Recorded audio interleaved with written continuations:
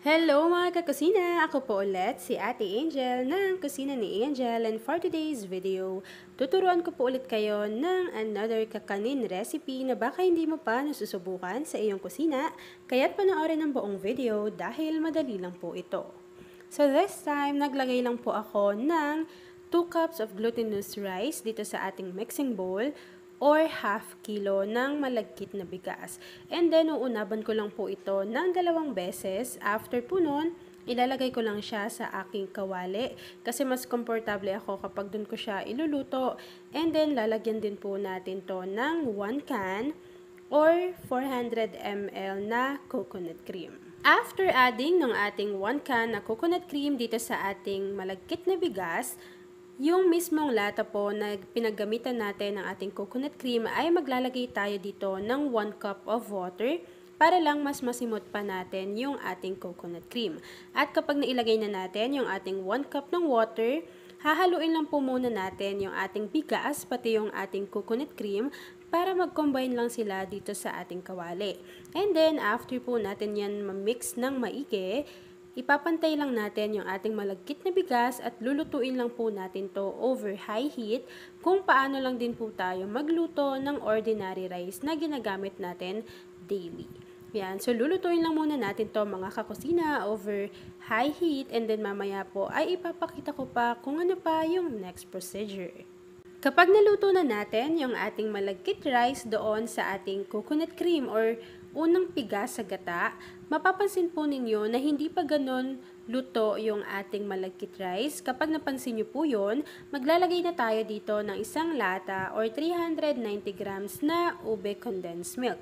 And take note mga kakusina na dapat po ang apoy natin dito ay mahina na lamang dahil hahaluin na po natin to continuously. Pero after natin mailagay yung ating condensed milk na ube, maglalagay lang din po ako dito at least half teaspoon ng ube halaya essence. Yan, kapag nailagay na natin yan dyan, hahaluin ko lang po ito ng maigi habang mahinang apoy yung ating kalan.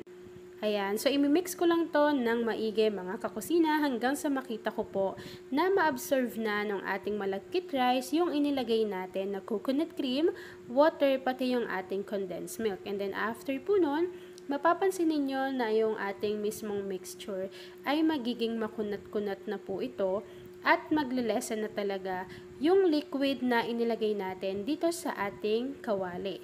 And yes mga kakusina, habang niluluto po natin to, dapat continuous po natin siyang hinahalo para naman hindi siya maninikit or masusunog doon sa bottom ng ating pan. Yan, so lulutuin ko lang to mga kakusina habang hinihintay ko siyang ma-absorb ng ating malagkit rice, and maya-maya po makikita ninyo na magmamantika na rin mismo yung ating mixture. Yan, so habang hinahalo natin to continuously at hinihintay ko pong makuha yung tamang consistency ng ating malagkit rice, please don't forget to like and follow yung ating Facebook page na Kusina ni Angel, and kung meron din po kayong Instagram, paki-follow na rin ako doon, Kusina ni Angel. And kung gusto nyo rin matuto pa ng iba pang mga recipes o kaya naman gusto nyo rin mag-share ng mga niluluto ninyo everyday, pwedeng-pwede ho kayong sumali sa ating Facebook group. Andyan lang po yan sa ating Facebook page. At ayan na nga mga kakusina, kapag napansin nyo po na naluto na or nakuha na natin yung ganitong consistency ng ating ube biko, pwede na po natin i-off yung apoy sa ating kalan at ita-transfer lang po natin to sa ating mga molder. So ako po ay nagsukat lang ng tigwa 1 cup nitong ating ube biko at i-flatten lang din po natin to directly doon sa ating mga molder. At kapag nailagay nyo na po yan dyan sa inyong molder at na-flat nyo na siya, pwede na muna natin tong iset aside bago gawin naman po natin yung next procedure. And yes mga kakusina, habang nakaset aside po yung niluto natin kanina na ube biko, sa isang kawali maglalagay lang po tayo dito ulit ng 1 can or 400 ml na coconut cream.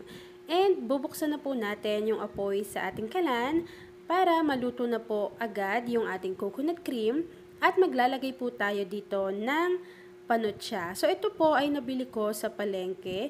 Pwede po kayo dong magtanong kung saan po ba makakabili ng panutsa. So ito po ay para siyang bao yung itsura niya. Tapos magkadikit sila. So, in total, dalawang ganun po. Yung binili ko, yung isang magkayakap sila na panutsa.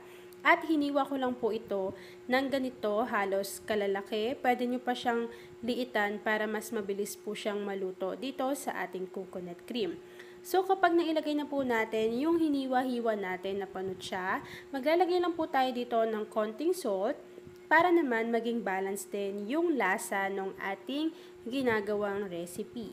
And then, lulutuin lang po natin to continuously stirring hanggang sa makita po natin na ma-fully melt na talaga yung ating panutsa. At mapapansin nyo rin po, nakakapal yung consistency nung ginagawa nating mixture. Dahil maluluto po yung ating coconut cream at the same time ay nagko-combine na rin yung kanilang lasa. Yan, so lulutuin lang natin to mga kakusina, continuously stirring over high heat para po makuha agad natin yung tamang consistency. At ayan na nga mga kakusina, habang continuous po nating niluluto yung ating minatamis na latik, mapapansin nyo po na lalong kakapal yung kanyang consistency. And paano nga ba natin malalaman na okay na yung ating minatamis na latik? Kuha lang kayo ng konti, tapos i-drop nyo lang siya sa water. Kapag nakita ninyo na namuo siya doon sa water na pinaglagyan ninyo, ay meaning pwedeng-pwede na nating i-off yung apoy sa inyong kalan at ready na natin tong isalin doon sa mga sinet aside natin kanina na ube biko. Yan, so akin kasi okay na yung ganito, makapal na yung kanyang consistency at talaga namang kapag sinalin natin to doon sa ating malagkit or sa ating ube biko, ay makikita ninyo na makinis yung kalalabasan ng inyong minatamis na latik and hindi po siya parang nagka-crack-crack.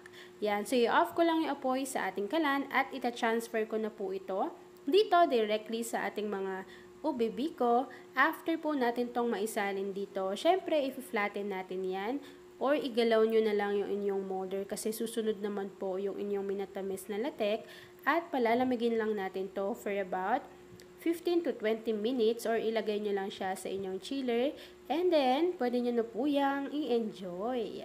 At ayan na nga mga kakusina, tapos na naman po ang ating no bake and no oven na ube biko with minatamis na latek. Kung nagustuhan nyo po yung ating video, please like and share this video at kung hindi pa po kayo nakakapag-subscribe sa aking YouTube channel na Kusina ni Angel, please click subscribe button, click nyo na rin yung notification bell, click all para lagi kayong updated sa bawat ina-upload kong mga videos. Yun lang mga kakusina, thanks for watching and enjoy this video! Yes mga kakusina, sino rin po pala sa inyo ang kakanin lovers? Say hello sa ating comment box section!